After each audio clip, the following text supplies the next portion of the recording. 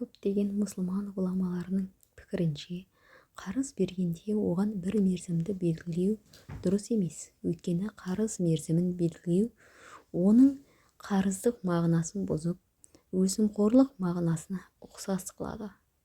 Негізінде қарыз беру таза қайырымдылық іс.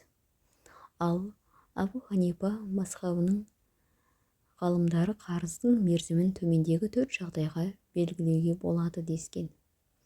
Бірінші, өсиет етілген жағдайда. Мысалы, бір кісі қайтыс болар кезінде өзінің мал-мүлкінің бір кісіге 1 жылға қарыз берілсін деп өсиет етсе болады.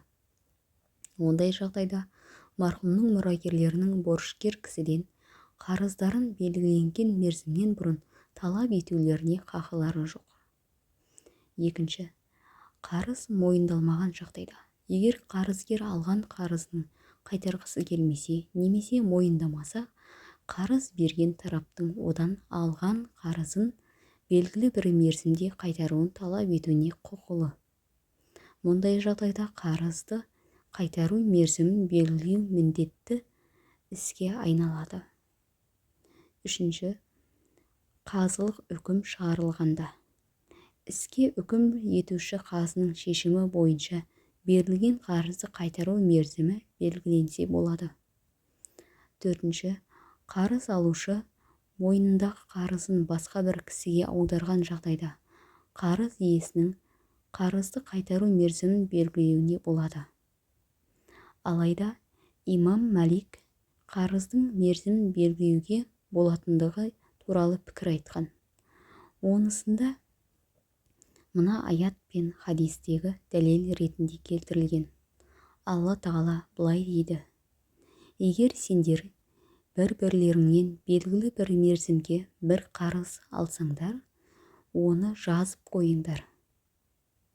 Абу Хурайра жеткізген риуаятта Аллахтың елшісі мұсылмандар келісім шарттарында көрінеді деген.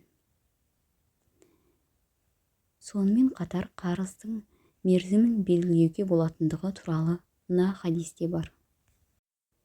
Абу Хурайра жеткізуінше, Аллахтың елшісі саллаллаху алейхи уассалам бір адамның Бәнни Исраил қауымынан бір адамнан 1000 динар сұрап, белгіленген мерзімде қайтарғаны туралы айтқан. Соған орай Абдуллах ибн Умар және Атба қарыз бергенде қайтаратын мерзімін белгілесе болады деген. Бұл туралы Бухари риуаят еткен.